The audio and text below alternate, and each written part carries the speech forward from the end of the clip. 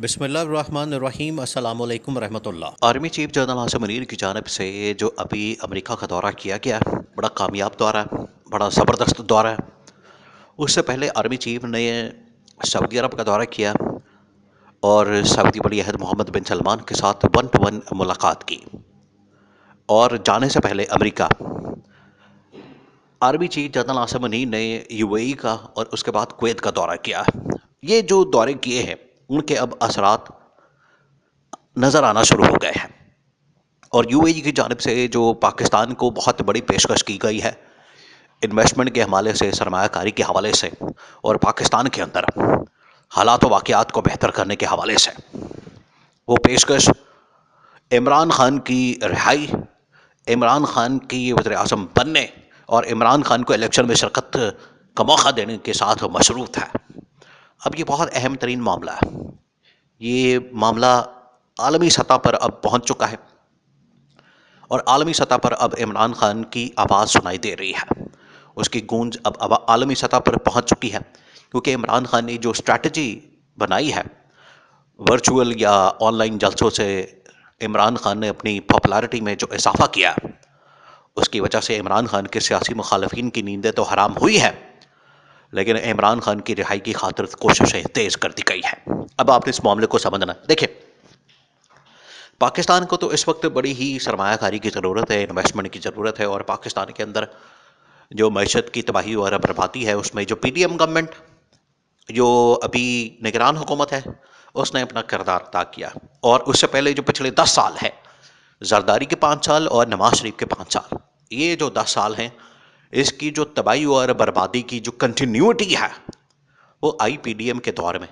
और पीडीएम ने वहीं से सिलसिला सफ़र शुरू किया जहां से इन्होंने तबाही और बर्बादी को छोड़ा था, उसने आगे बढ़ाया। जो आजकल ये नवाज शरीफ हर रोज़ ही तकरीरें करने बैठ जाता है, हर रोज़ ही जुम्मा बाज़ार लगा लेता है, हर रोज़ ही कोई ना कोई वहाँ पर जंज इकट्ठी करके बैठ जाता है और तकरीरें करना शुरू कर देता है कि हमारे दौर में ये था, हमारे दौर में वो था। असलियत ये है कि आपके दौर में जितनी मुल्क में तबाही और बर्बादी और महंगाई और बेरोज़गारी थी, पाकिस्तान की तारीख में कभी इतनी ज़्यादा नहीं हुई।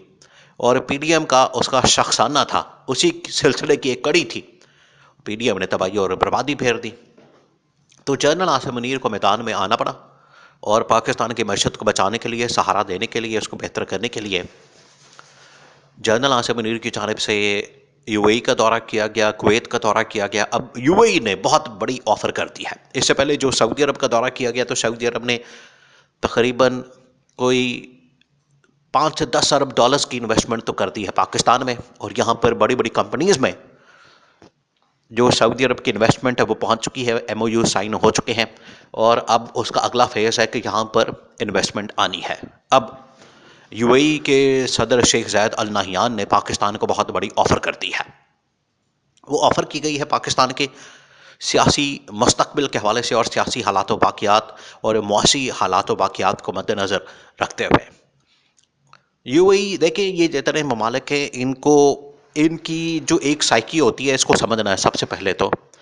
और जनरल आसिम मुनीर को समझ आ गई, इनका अंदाज़ा है और उनको एहसास हो गया, उनको पता चल गया कि पाकिस्तान के अंदर अगर इन्वेस्टमेंट आनी है, पाकिस्तान के अंदर अगर मामलात सीधे होने हैं, पाकिस्तान के अंदर अगर चीज़ों को बेहतर करना है, तो उसके लिए पाकिस्तान के मुआशी हालात को बेहतर करना बड़ा ज़रूरी है। अब ये जनरल आसिम मुनीर को इस चीज़ का अंदाज़ा है। अब यूएई की जानिब से पाकिस्तान को ऑफ़र की गई है कि हम 100 अरब डॉलर्स की इन्वेस्टमेंट पाकिस्तान में करने को तैयार हैं, लेकिन साथ में ज़रूरी है कि पाकिस्तान में सियासी इस्तेहकाम हो। जो भी जिस मुल्क में, जहाँ भी, जिस मुआशरे में, हालांकि मार्केट बहुत बड़ी है पाकिस्तान की, 25 करोड़ लोगों की मार्केट। देखिए, ये बहुत कम ममालिक के अंदर इतनी बड़ी मार्केट है। यूरोप हो जाए और बड़े बड़े ममालिक आप उठा के देख लें, वहाँ पर 1 करोड़ से ज़्यादा आबादी नहीं है लोगों की, मुल्कों की। तो पाकिस्तान 25 करोड़ आबादी वाला मुल्क है, इस वजह से पाकिस्तान की मार्केट बहुत बड़ी है। लोग, इन्वेस्टर जो हैं, वो कारोबारी लोग जो हैं, जो सरमायाकार हैं, वो अट्रैक्ट होते हैं। इतनी बड़ी मार्केट होगी, लोग होंगे, तो उनकी जो चीज़ है, जो प्रोडक्ट है या जो भी सर्विस है, वो यहाँ पर बिकेगी। वो यहाँ पर प्रॉफिट देगी, फ़ायदा देगी। तो इस वजह से ये जो अहम तरीन मामला है, इसको अब उठाया है सियासी इस्तेहकाम के हवाले से यूएई ने कहा कि पाकिस्तान के अंदर सियासी इस्तेहकाम जितना ज़रूरी आज है वो इससे पहले कभी नहीं था।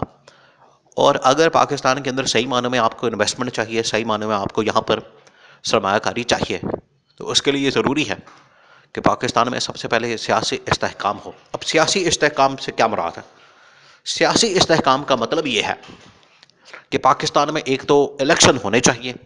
इलेक्शन तो चले अनाउंस हो गए, बड़ी अच्छी बात है, लेकिन वो साफ और शफाफ और उसके अंदर तमाम सियासी लीडरों को लेवल प्लेइंग फील्ड मिलना।